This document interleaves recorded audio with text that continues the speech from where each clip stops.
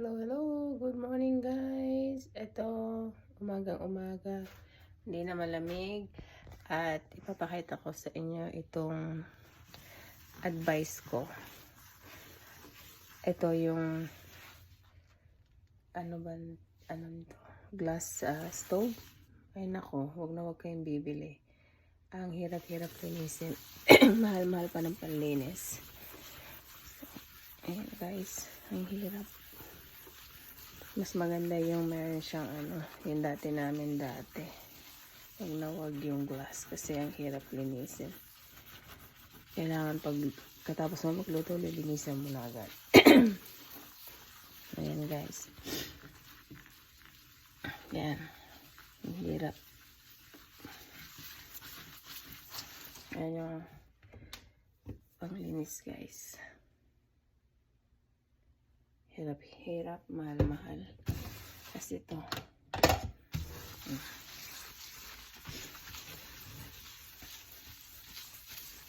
Ayan o. Nangingitin. Hirap yan. It takes time. Maubos yung oras mo.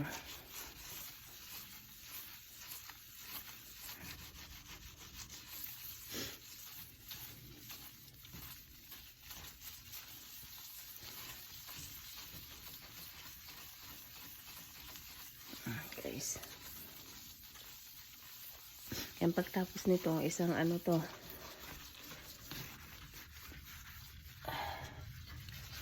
Siguro mga 2-3 beses na. Paulit-ulit mong ganito men. Gantohin.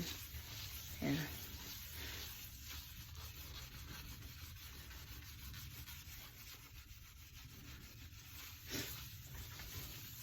Pag nagluluto kasi si husband wala, nililinisan. Pasok pa ako 11 o'clock. Yung ganito namin dati, ganito rin pala siya. Pasok. Yun na yung nakuha namin itong bahay. Nandito na siya. Yun na yung gamit nila. Pero ito kasi pagbago, syempre maghihinayang ka. Kailangan linisan mo maigi. Yan guys, advice ko, huwag bibili ng yung counter glass stove. Mas maganda pa yung mga old na style. Meron siyang burner. Pero yung mga electric, kasi ayoko naman ng stove na gas range. Ito electric lang ito. Ito maganda siya, fancy, pero hirap linisin. Yan. Kasi kung hindi mo lilinisan, kakapal at kakapal yung stain niya. Mas mahirapan kang maglinis.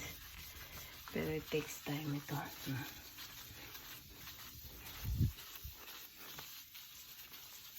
Magluluto pa ako ng dinengdeng.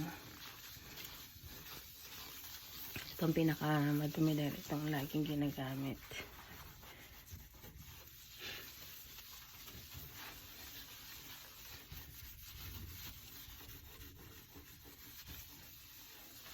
Ayan, okay guys.